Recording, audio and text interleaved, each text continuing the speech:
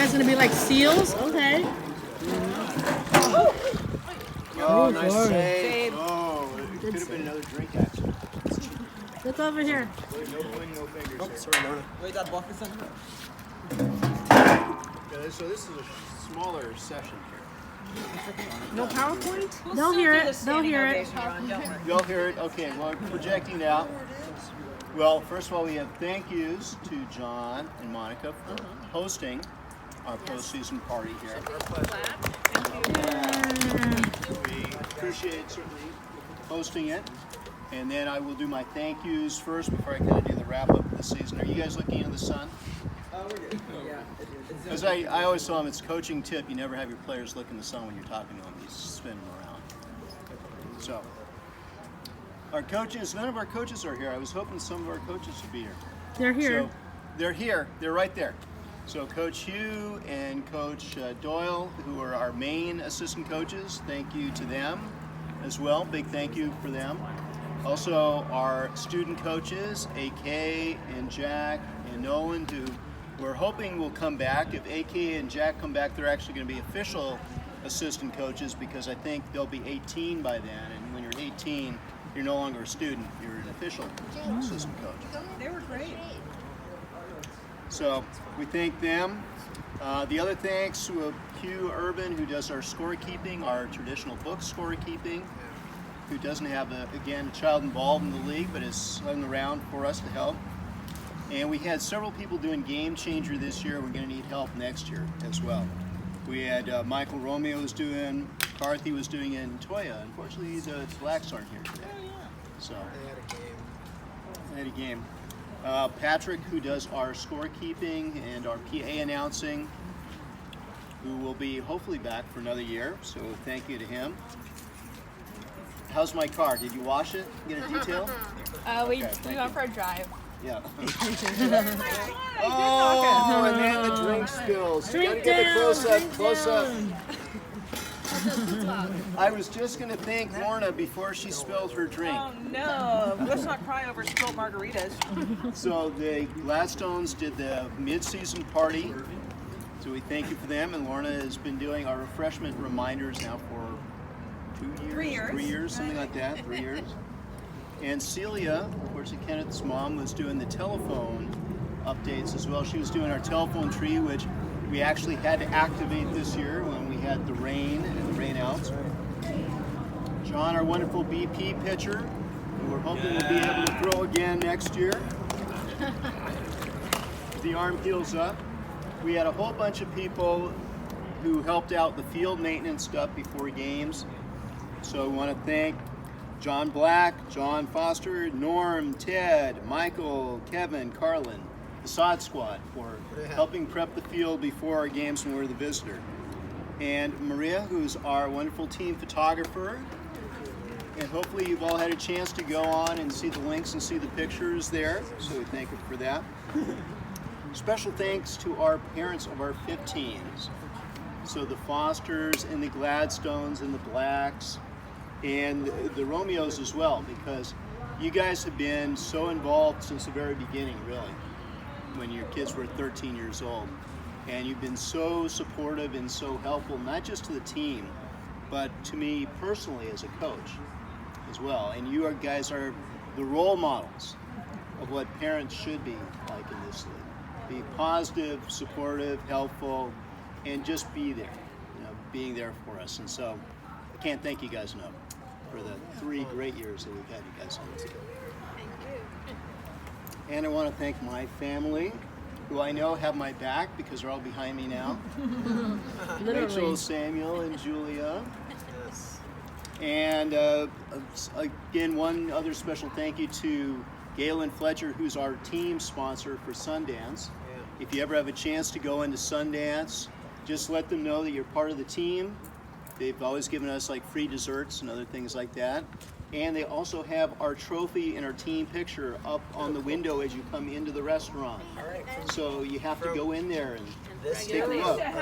They have last year's stuff, but I just gave them this year's. So I'm hoping that they're going to put up this year's stuff too. Well, they've had many of them up before. like more than one. We are filling their cabinet Yeah, because yeah. all they do is win championships. So I'm gonna go over there and make a plate. there, see, take a look as you when you say ask them where the Sundance trophies are.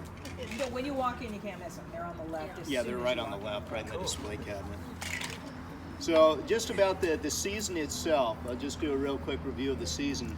So the season, obviously, we came in as the defending champions, so there's a target on us to begin with. And if you ask almost everybody else, all the other coaches, they would say the two best teams coming into this year were Sundance and the Dutch Goose. And that was one of the reasons that they were talking about, well, maybe we should just redraft everybody. So the whole thing is balanced again. Well, of course, Baskin, who's on the Dutch Goose, and I are both on the board, and no, that's not going to happen anyway. I mean, don't penalize coaches who have done a good job putting their teams together and maintaining the team Yeah. by Right. sacrificing those who haven't. Well, so the season got off to this kind of weird start because we got rained out the first weekend. And that never happens. 20 years, I don't remember ever having opening day rained out. And I remember thinking at the time, well, that's either going to be good for us or it's going to be bad for us. It's never neutral when you have to make up games. And I actually think it was bad for us because, and there goes the dirt, because we never were able to build any kind of momentum. If you look at our record, we were like, win one, lose one, win a couple, lose a couple. And it was this weird kind of flow through the season. And part of that was because I think going into the season, we thought one of our strengths was going to be our offense. And then it turned out we scored the fewest runs of any team in the league. Really? Yeah. Now, on the other side, the thing that I thought was our biggest question mark was our pitching, because we lost all these really big name guys the year before, the Nolans and Dean and Xander and all those guys. And it turned out our pitching was actually good. And we gave up the second fewest runs in the league. So that's usually not a combination you see. The lowest runs scored and the second fewest runs given up. And that's, I think, what kind of kept us in the mix. And then it came down to like the final week of the season where we had to win at least one of those two games. We had to beat either Getz or All House at the end. And we beat Getz. And I told these guys at the end of the game, I said, you guys are a dangerous team. We make the playoffs because we're not only the defending champions, but there were times during the year where we looked like the best team in the league when we played.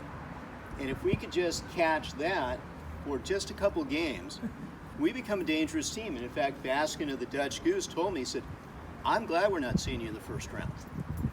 Because he was worried about that too, because we had played them tough. And I told the team, I said, you're a dangerous team. If we hit, we become a really dangerous team. And sure enough, we get in the playoffs, and we have those two really exciting playoff games, the extra inning game for us to start off with Old Pro. And I never saw the final out being caught in that game. Jake, did you catch the out? It was Miles. Miles did. Because I see Jake running one way, and I see Miles coming the other way, and then I got blocked off. I never actually saw it. The only thing I saw was, I think, AK jumping up and down in the corner. So I said, well, okay, that's got to be a positive sign, because when the ball first came up, I said, this could be a problem. If that ball drops, the game is basically over there. Out of the lights for a second. Yeah, it kind of went into this weird spot between, the infielders going out and the outfielders coming in. But we win that. We have the really exciting game against Dutch Goose. Beat them 3-2 at the last inning. So we're feeling pretty good at the end there. And I think the championship was kind of the icing on the cake. And what was so glad for me is seeing how the 15s did in that championship game, where every one of them had a multiple hit game. Every one of them had at least 2 hits in the game. And I was kind of tough on the 15s most of the season, because I always said the team only goes as far as the 15s will take you. And I thought that a lot of our offensive challenges were because we were inconsistent, and our 15s just weren't hitting. In fact, poor Mateo, I don't think he had a hit until 10 games into the year. And it was like, geez, I've never seen anyone go the whole season and not get a hit. And it was getting deeper and deeper in the season, and we were wondering whether he was going to start hitting. But it was great to see those guys step up in the championship, hit so well as they did. it almost win the championship as an afterthought, kind of going away, because you could see Dutch Goose just kind of gave up about halfway through the game. It was like it wasn't going to happen for them. No matter what they did, it wasn't going to happen for them. So wonderful to see those guys. I got a couple of really good comments at the end of the year from other coaches too. One of them was from Bruce Watkins, who is the head coach of the Old Pro. And he said, when you guys beat us 14-1 in that last regular season game we played, I knew that you guys were the best team in the league. Not Dutch Goose, you guys were the best team. And the other guy sent me a note was Ted Tracy. And so Ted did our prep league team, but Ted was also an assistant coach for, I guess, Guy Plumbing. And he congratulated us, first of all, because he felt that we were probably the most human of any team. Is that my halftime break? No, what is human? So it was interesting. He said that you guys were the most human team in the league. I guess in terms of the way, you know, we kind of emotionally were there and everything else. We weren't kind of robots in it. And he also said, I also want to congratulate you for beating the greatest brain thrust in the history of the league, because Dutch Goose had like 6 adult assistant coaches over there, you know, who were all this vast coaching experience. And I know that Rick came back because he wanted to be on Dutch Goose and have a shot for the championship, which is what they thought they were going to do. So great for those. I just want to say a few things about all the players. Kind of, I do this all the time, just some memories and some comments about each one of the players. Unfortunately, we don't have any of our 13s here. So we had Dino, who was probably our rookie of the year, played the most innings of any of the 13s. We had Ben Peterson, who's also not here. And Ben, you need a napkin? There you go. Splash, you're in the splash zone. I am. So Ben had, he was put in kind of the toughest spot in the whole thing. He had to pitch in the playoffs against Old Pro. And in relief, came up with a win. And that's pretty unusual for a 13 to do. And then we also had Kenneth, unfortunately, who's not here too, who's actually a really good defensive outfielder, and it's going to be really helpful in the next couple of years. And unfortunately, he wasn't able to be here for the playoffs either. So he doesn't know what he missed out on. For the 14s, we had Carlin, who was probably the second best hitter on our team this year. Was also our number 2 pitcher in terms of the number of appearances. No, Carson? Carson. Oh, Carson. Yeah, Carson was way up there. Had the great outing. He was actually the starting pitcher in that first Dutch Goose playoff game that went 5 innings and basically shut him out. I think that kind of set the tempo for the whole thing. And he led the team in extra base hits. We have Jonathan here, who's representing one of our 14s and who made great progress this year as a hitter. Love to see him getting more playing time in. Had a couple doubles this year. Had a couple RBIs in the playoffs. So counting on you to step up and take on more of the challenge next year as a 15. Sudar is not here, unfortunately. He was also a really good outfielder for us as well. We have Jake, who is here. So Jake was, honestly, he was the savior behind the plate for us this year. Because for those of you who weren't with us, we didn't have a catcher coming back. And we said the one thing we have to do is we have to draft the catcher. And thankfully Jake was on the prep league team, so I kind of saw what he could do. I said, okay, I got to hope that this works out. And actually Eric Stansky, who was coach of Guy Plumbing, said, you know, I was thinking about drafting Jake. And I said, but I kind of figured that you wanted him as well. And so he had his eyes on somebody else. I better pull the trigger quick and get him as fast as I could. So he saved us, and he worked with a pitching staff, which was a pretty good pitching staff, and some guys who threw pretty hard. And so, you were a godsend for us to help us out and to really get to the championship. We needed that stability behind the plate. Joseph, unfortunately, is not here either. Joseph was kind of like Jonathan, had kind of a breakthrough year this year, did really well pitching, started to hit well as well, and he was the one who actually got the save in the Old Pro game. And I think his dad said, yeah, he got the save, he threw 2 pitches. I think one was a foul out, and the other one was the one that Miles caught in right field. Wow. So he came in relief for Ben Peterson and got the save. And he actually can be a good pitcher, so we hope that he kind of keeps up with that as well. Brody, sadly, is not here either. What can you do with Brody? Some of you know that he had an arm issue, and he basically couldn't throw the ball for the first half of the year. So I had him as a pinch hitter, and then when he finally was able to throw, I think we kind of got an idea of what he could do. And in fact, his first pitching outing of the year, he struck out 5 guys in 2 innings. Wow. I mean, that was the Getz brothers elimination game. And the other thing that was with Brody, his attitude was much better this year. I mean, we had some concerns with him after his 13-year-old year. And in fact, some people were more down on him than others were. Brody was broody. Brody was broody, yeah. So, but he completely changed this year. Very positive attitude, very supportive, understood where he could help out and what he could do. So it's great to see that. That's some of the maturity that you see as kids get a little older. Miles, unfortunately, I had to leave before I had this, but he was also, I think he was either second or third on the team in hitting this year. He had the most extra base hits. I think he had 6 or 7 extra base hits. I was looking at the stats. Unfortunately, we got 2 games that weren't really recorded well in Game Changer. So I'm not sure, I may be off somewhere a little bit about that. But he also pitched really well, too. He got the save in the Dutch Goose game in the playoffs. But he was also, I think he was 7th in the league in strikeouts this year.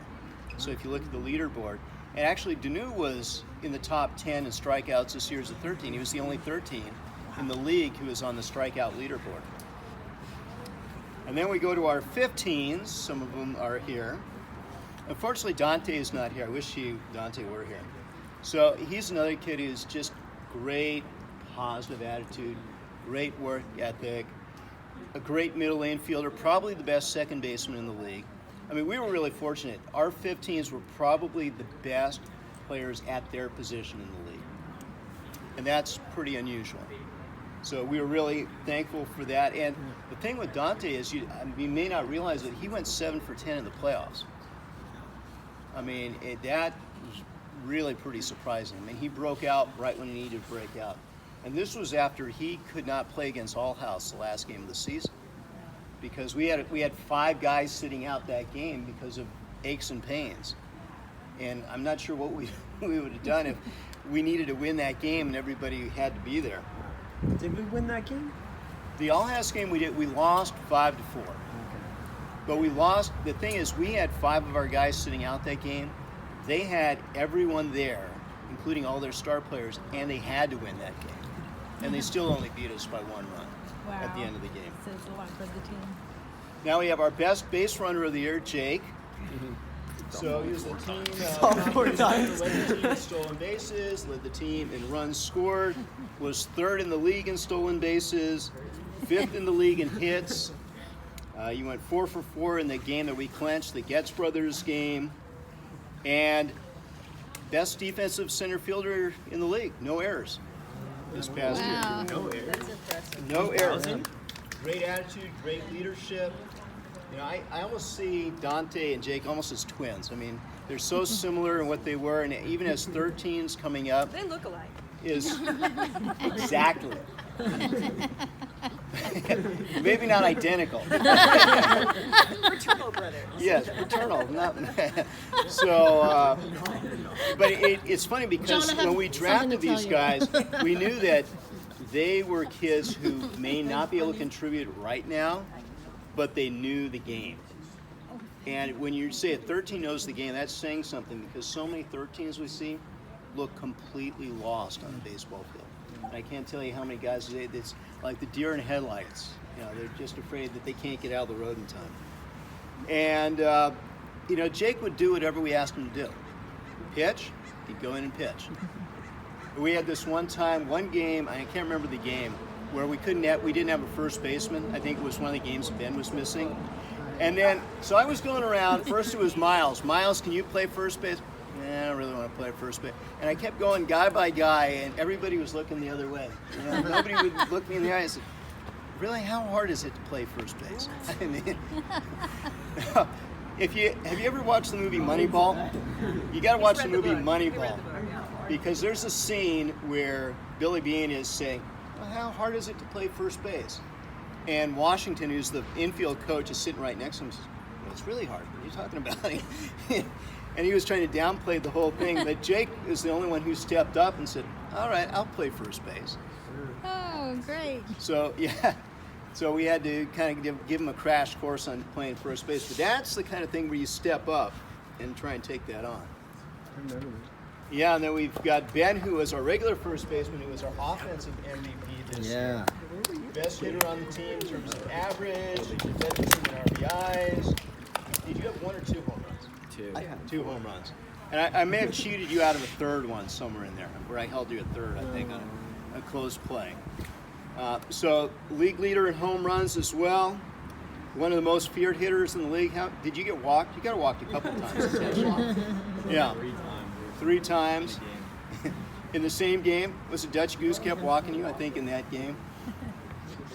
So, and the best defensive first baseman, and that's part of it, because I remember you as a 13. I think you struggled playing first base, and it probably wasn't the position you really wanted to play either. But you, again, developed into the best first baseman in the league. And you don't realize how valuable first basemen are until you see balls start going by guys, and the cycle of carousel of guys running around the bases. So it's a huge help for us, and great to have you on the team for 3 years. And then the last 15 is Mateo, who's unfortunately not here. So Mateo has an interesting distinction which will probably never be beat. He was the winning pitcher for 3 championship games. Wow. He was, as a 13, he was the Prep League championship pitcher. As a 14, he was the pitcher of record when we went ahead in the bottom of the 6th to beat Dutch Goose for the championship last year. He was the winning pitcher this year. Threw the no-hitter, through 5 innings this year. I mean, really impressive out. I mean, they just couldn't touch him at all. And he's really was our pitching MVP of the year. So, and the other thing is he was the best shortstop in the league too. And he'll tell you he's not a pitcher. I mean, he sees himself as an infielder. And he plays shortstop as well as anybody we've seen in the league. His ability to throw on the run, just second to none in the big arm. So you can't, he is the definition of the big game, big money pitcher. So when it comes to the championships, that's where he shines the best. I wonder if he'll get there to the big games. Yeah, you never know. That is some of the things that you have to just kind of wait and see. Some people develop late, some people develop early. It's keep trying. Keep going for whatever the dream happens to be. If that's your love, if that's your dream. Whatever the dream happens to be, keep going for it as long as you can. And next year we have a goal too, because in the history of the league, there's never been a team that's three-peated. Oh. There have been 6 teams that won back-to-back, and we're the 6th team that won back-to-back. But nobody's ever won it 3 years in a row. And we've got an amazing run that we've been on. We've been to 5 championships in 6 years, 4 championship games in a row. No team has ever been to that. In fact, this group of 15s is the most successful group of 15s in the history of the league. Wow. 3 championship Yay, game boys. appearances, 2 championships. Yay. So kudos to these guys. So we've got our 14s. We've got a little bit of work to do next year, right? But we've got a good group. We've got up to, as I said, 7 14s. We'll come back next year as 15s. That's the most 15s we've ever had. Hopefully they'll all come back and decide to play again. And we hope parents will stay involved some way, those who are coming back. And some of you who may not be coming back may want to be involved, just like Patrick has been involved, and Hugh has been involved, and hopefully John will come back and throw a little BP for us next year. The other thing, it helps for those of you who are not so involved in our league, and you guys change your schedule, but at least you know what the schedule looks like now, because that's the big surprise is for a lot of 13s or new 14s, is you really don't know what the schedule is. You don't know when All-Stars happens, you don't know when the playoffs. And we do know that there's school and vacations to schedule. Just keep things in mind, and hopefully everybody will stay around through the championship. Yeah. And the last thing is, you guys who are 15s, if you're interested in coming back to help coach next year, give me a holler. Come January, let me know. We're always looking for guys who want to give back. That's how I started my coaching career, was coaching for the guy I played for the year before as a 15. So you never know. could be a step in a different direction in your lives. But just the ability to work with guys, and you know, I think AK and Jack are the greatest role models for this, because there's so many guys who come back and want to be assistant coaches, student assistants, but they're just there. They don't really do anything. Jack and AK were really involved. I mean, really wanted to coach and get kids better, and they had a certain level that they wanted kids to reach. And they would tell them at the meeting, you know, we're not playing up to our level. I mean, we can be better than this. You need to be better than this. And to push them along, not just to be flies on the walls, but to be right there in the middle of things. So, again, thank you all. Thanks, John and Monica, for hosting us. And we hopefully we will see everybody in some capacity next year. Yes. Thank you, Ron. Thank you. Great. Thank you, Ron. Awesome. Great time. Great development. And for you